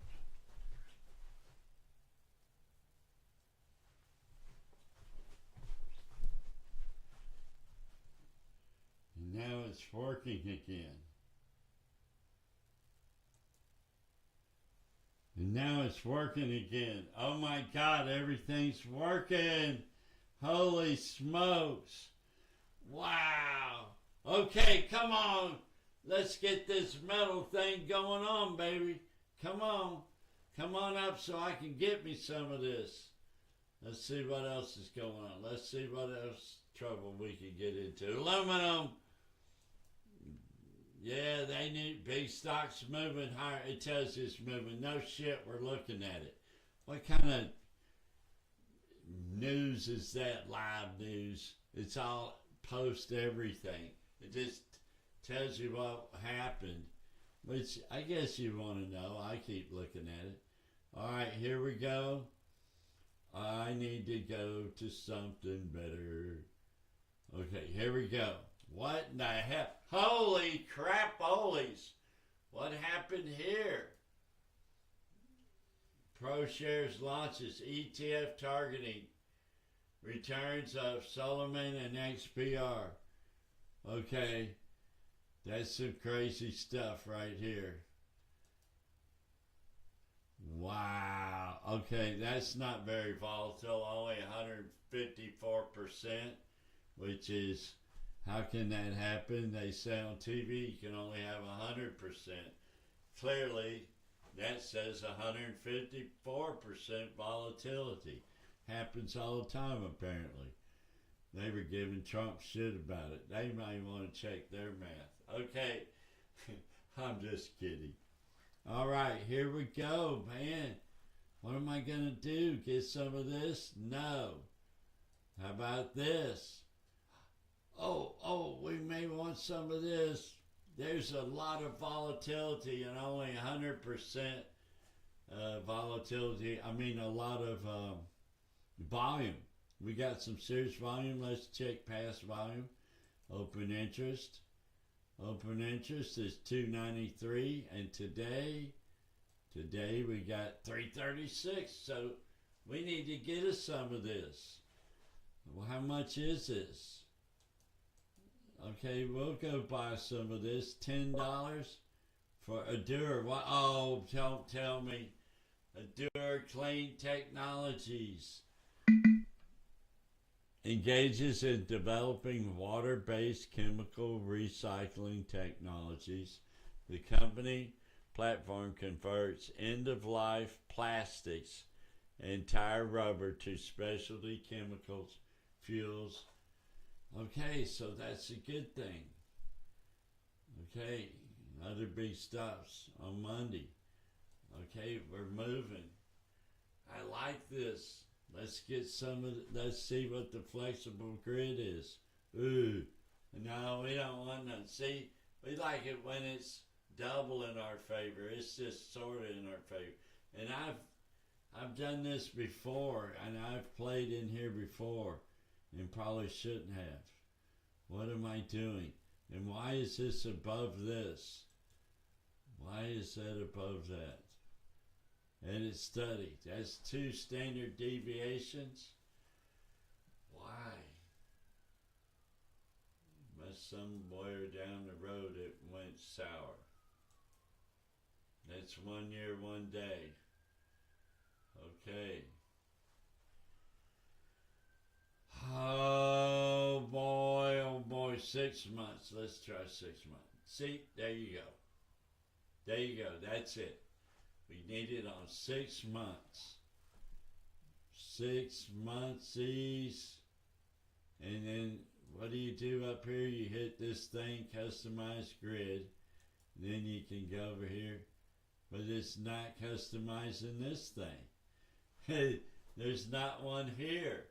This is the one I want to hit that X to and get rid of this one.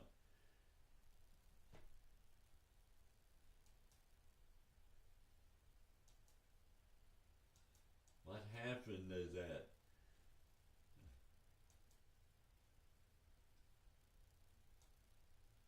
There you go. You can always do that little deal. I'll figure that out later. All right, let's go up here. Click that button. Bam. All right. Now, where are we going with this? I have no idea, but we got to buy something now. Ooh, look at that. It's turning. It's going down. No, no, no, no, no, no, no, no, no. Okay. What else? What else is available? What else? React. That was hot this morning. This was really hot. We're way above the standard deviation. This may be what we want right here. Yes. February. Holy crappy, is it? It's kind of pricey. What is this? It's only $10? It's kind of pricey. Oh my goodness, it's pricey. Huh. Oh my goodness. Yeah, it's pretty pricey. I don't know. I really like this and it's too pricey. Oh man, is it pricey? It's too pricey. It's way over 100%. Oh man. Look at that. Look at that. It was down at $8.46 is the simple moving average. In how many days? 50 days simple moving average, baby. Oh man, we were just below it. Let's see what that would have done. 840. Holy smokies. Okay. Even that's expensive, man. That's expensive. That's expensive. I don't know, boy. I hate buying expensive stuff, but it's good stuff. Like, you get what you pay for a lot of times. Not necessarily in this, but I always say that in case I screw up. Can't be accountable, right? Man, look at it fly. I want to get it. I want to get it bad. We got 6 more minutes. Come on. It's going up. Am I going to get this? Let's go check out our other stuff. Let's go check out the other stuff. Come on. Here we go. First trading it. Please don't make me do my password again. Put in the secret code. Let's just go right here. Holy smokes. Order. We're going to cancel that order. Let's see where we're at. Holy smokes. We're way out of line there. So we're canceling that and we're putting in a new order. And the new order is, I don't know, forgot who we was even looking at. Our cat, baby. Our cat. We're doing our cat February 20th. Right? No. Yes. Our cat February 20th. I don't want to do the 16th. Now I kind of don't want to do it. What am I thinking here? Okay, let's go back up to the top. Chart.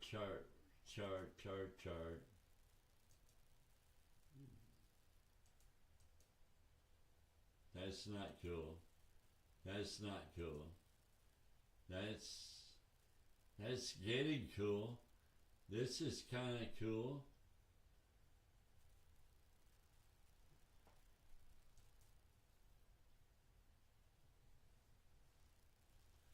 This is kind of cool.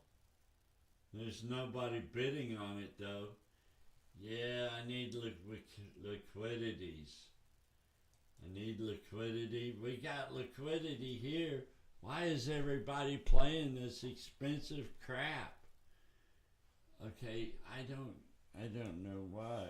I don't know why. God, that's even more expensive. That's really expensive. And first of all, I don't even want January. I want February. And we got to find something more realistic. Let's go to something we know very well. Right here. February 20th. Dang it, man.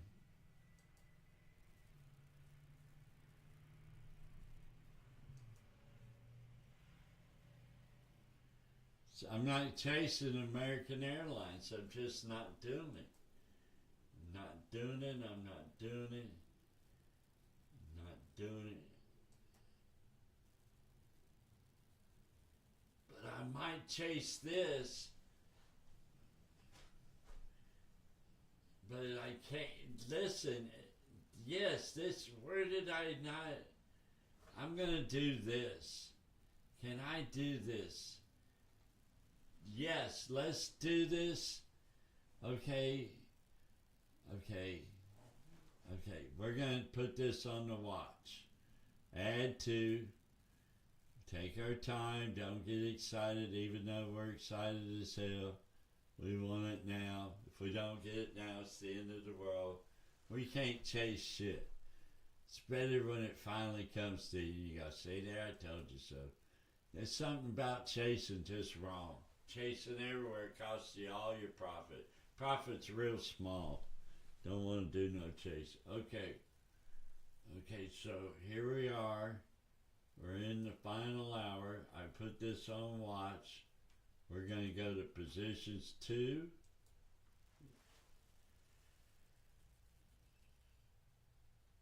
Positions 1, positions 2, we're going to go to a doer. And we're going to go right here, red. And we're going to go to personal watch. And take away this red. Unlink and save for now. Okay, so when we get rid of this, we can see we were down at 53. So I should put in a price of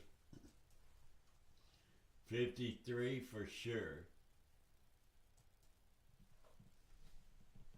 Okay, so we're going with 53. Ooh, 67 is the price. Okay, well, we don't chase, but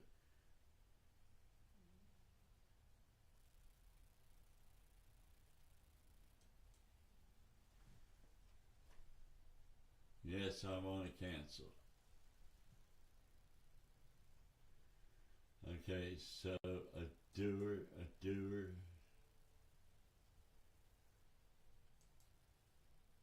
A-D-U-R, just like I said. A-D-U-R. A-D-U-R. Okay, here we go. A doer. I do not know how to spell.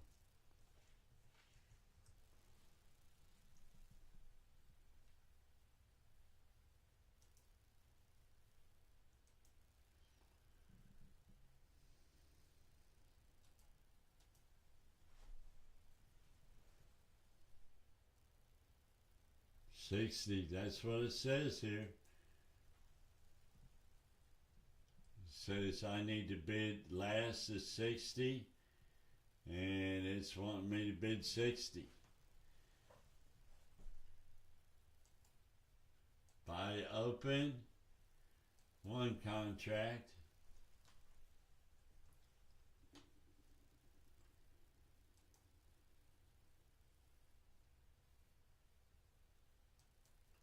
All right, now, before I put in my price,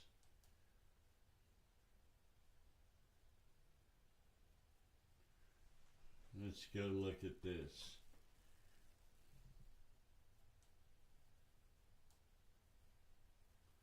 The low today was 55.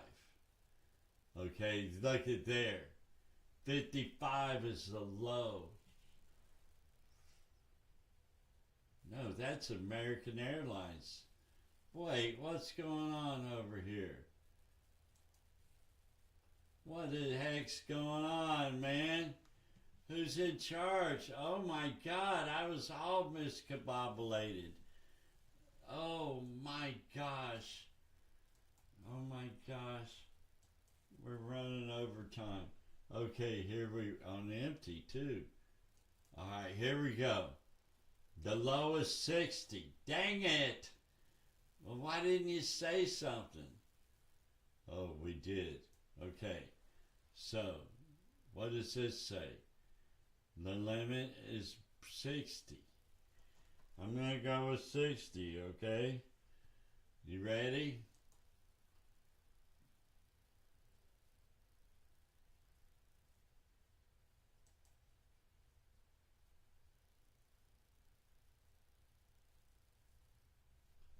Opening position trades not accepted.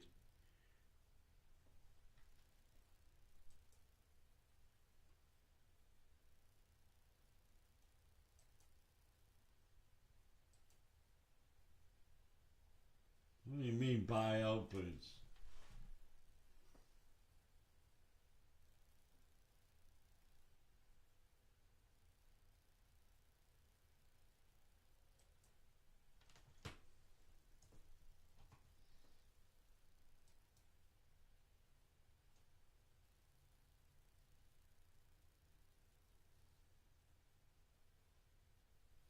No, it's buy opening position trades not accepted.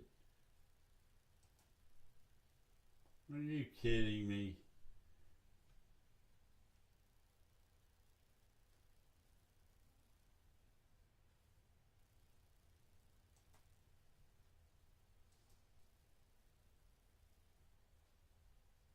Uh-oh, what did I buy? What did I buy?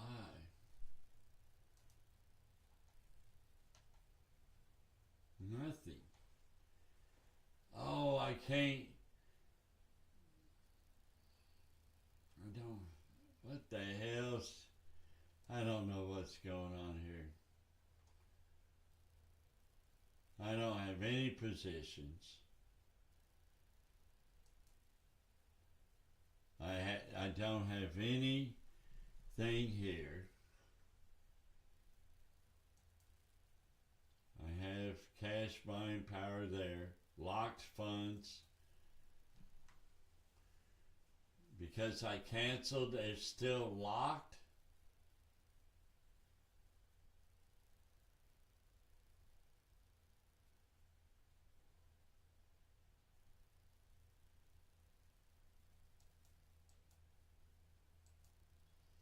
What the hell's going on? But anyways, who cares about that? I just need a doer.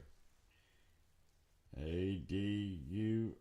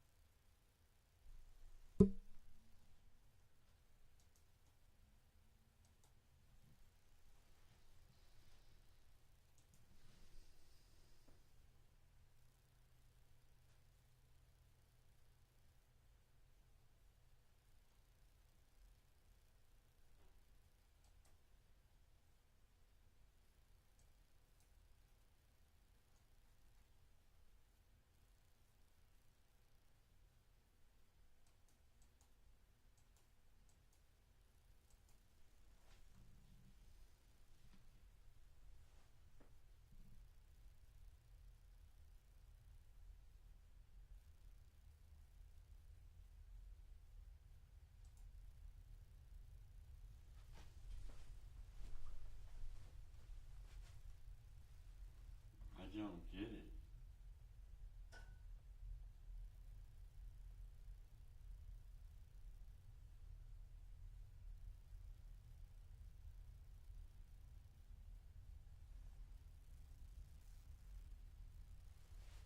Yeah, I don't get it. I don't get what's happening here. I don't get it. I go to another broker. We'll use Robinhood. We'll go to Robinhood, see what's happening right there. I don't know what the hell's happening there. I'm glad I don't have a position there. I've never had any problems there. I mean, it was just getting in, not getting out. Okay. Okay, so here we go.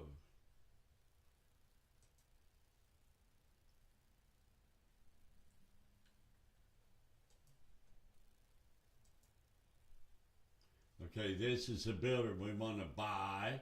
We want to buy a put, and we want it at $10.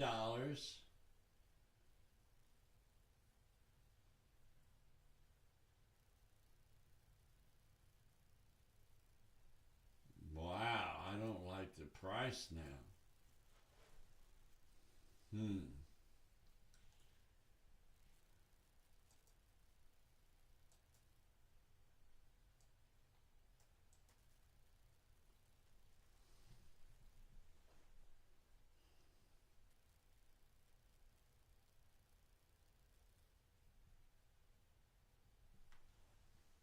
I'm bidding $55.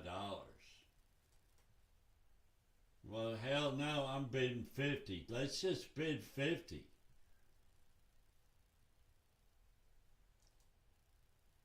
Yeah. Let's bid 50.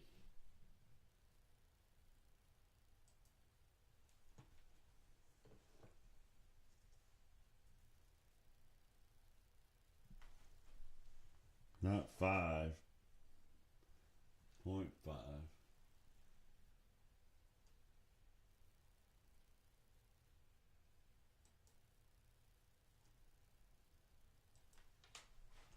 Okay, that's it. That's how you do it. We're going to put that order in and see how this all turns out. We bought, sold, did a lot of stuff this morning.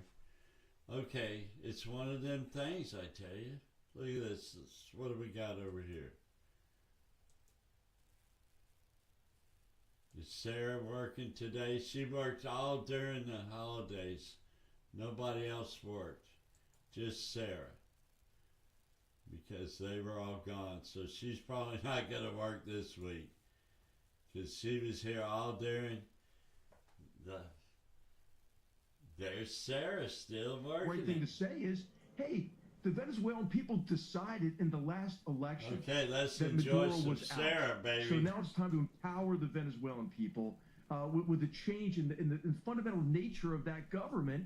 I mean, they've been in power since 1999 when Chavista came in, and look at what they've done. I mean, as you showed with the economic statistics, I mean, they've destroyed the country. Yeah, it's very sad. So what about the move overall, the operation? What message did that send, do you think, to the world? I think it was a very positive and powerful message. Here was a guy who was engaged in illicit activity. I mean, this was a criminal organization, masquerading as a government. He was indicted. The indictment, if you read the indictment, it's so darn compelling. And this is not unprecedented, as some people were saying. I mean, it is very, very much analogous to Operation Just Cause in 1989 with Noriega. Another guy who was indicted, and another guy who was sitting on top of a criminal enterprise. A much smaller but strategically important country for reasons other than oil, because of the Panama Canal and so forth. And so I think I think it sends a very strong message also to those regimes that were supporting Venezuela, especially Russia, China, and Iran, and to those kind of far left progressive dictatorships that Venezuela was supporting, especially the Cuban and the Nicaraguan regime. So guess what, Sarah? I mean, their cash flow is going to dry up.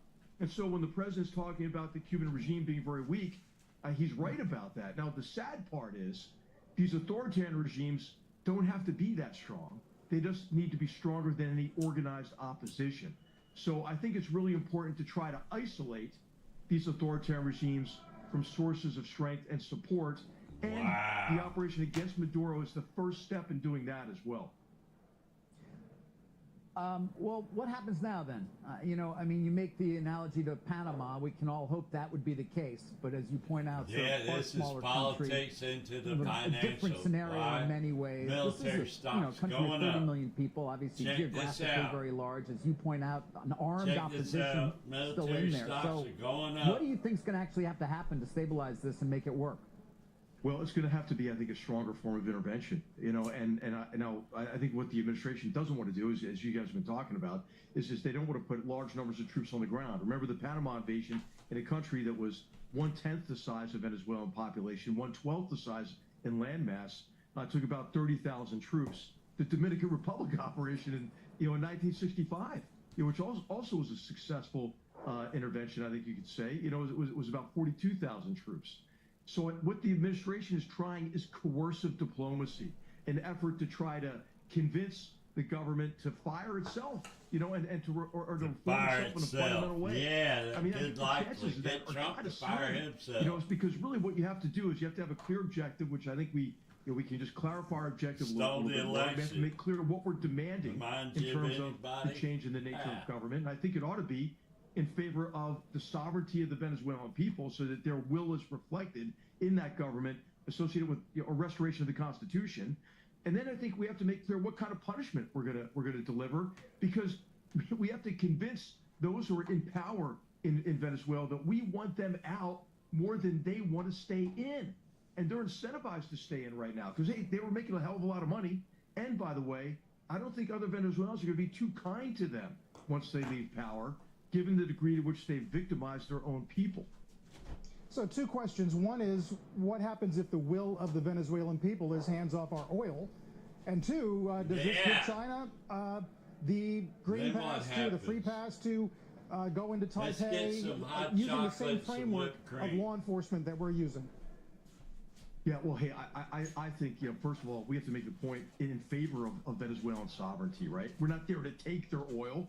We're there. We would come in with U.S. companies and U.S. investment to help the people Wait, profit did he say from the we're tremendous not there to wealth of take that their country. oil? And I think the so. language that we use sometimes is unfortunate in that connection, or that the administration has been using. And we have to make it clear, we're in favor of the sovereignty of the Venezuelan people, and it's really U.S. investments in U.S.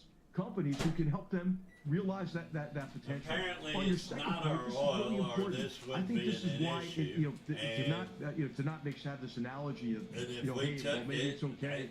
took For their the oil. Chinese You call Communist it Party whatever you want, and the People's Liberation Army to try to take Taiwan We're by doing force. war and It's again politics. going back to the sovereignty Trading. argument and being in favor Ridiculous. I of hate sovereign nations CNBC. who respect No the more sovereignty politics. of their people. Just That's what the case whatever's is in Taiwan, right? associated That's with that's trading, a successful not democracy. the actual and the what we're claims doing of with this the knucklehead, CCP, this the Chinese Communist Party in bonehead here. Taiwan, are specious, right? And make This clear young this boy difference. is too young to know anything. Between Look at the him. criminal regime All and Maduro's boneheaded actions and and activities since 2013 when he took over from Chavez, and contrast that with Taiwan.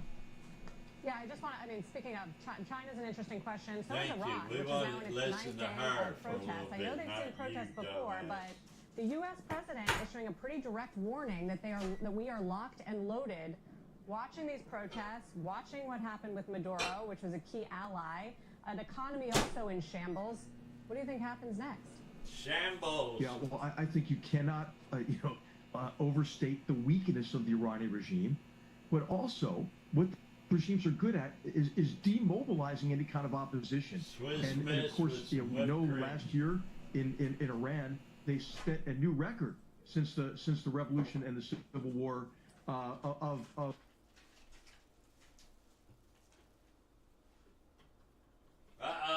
right.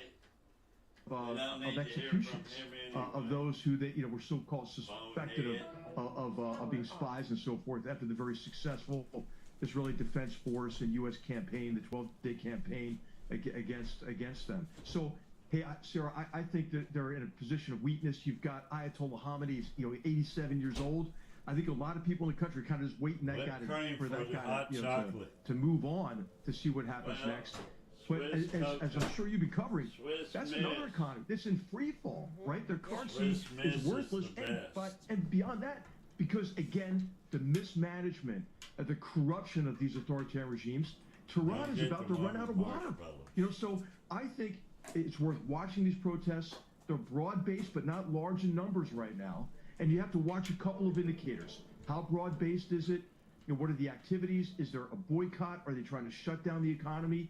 And what is the reaction to the security forces? I think if you see real cracks and weaknesses in groups like the Basij, you know, which is sort of their brown shirts who victimize the Iranian people, then I think it could unravel quite quickly, right? Because we've known from history that these authoritarian regimes, they look strong from the outside, but they're actually quite brittle. Well, stay close. We're kicking off 2026 here with a bang. H.R. McMaster, thank you very much. Really valuable to have you. With a bang, literally. Go Eagles, bang, Sarah. bang, Go Eagles. bang. Go Bengals. But yeah, my son agrees with you. So does Jim Cramer. A lot more still ahead on Venezuela when we're joined by Fred Kemp, head of the Atlantic Council, with his list of the 5 immediate winners following this weekend's events. First, though, the Bitcoin breakout. Prices rally above 90K, almost 94. Stay with us.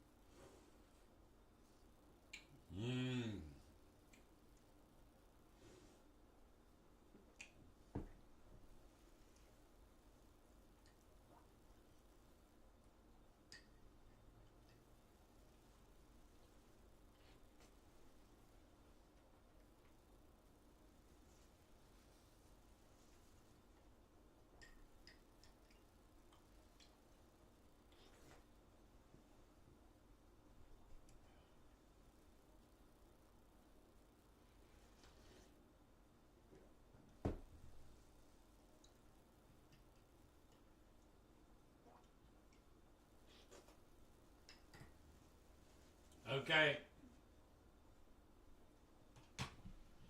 We'll be here tomorrow. This concludes another day of trading, but don't do what I do. I love you guys. Thank you very much for watching. Prepare for an explosion of the extraordinary. This is Interesting World, your channel built for you. Commercial wood carvings to dropping killer music tracks. Capturing majestic tugboats in hidden vessels with spectacular drone footage. From general fishing straight to thriller pier fishing tournaments. Travel across Europe and the globe to unearth wild facts and produce gripping documentaries. If it's interesting, let us know and we'll go. You're now a part of this wonderful, amazing, interesting world.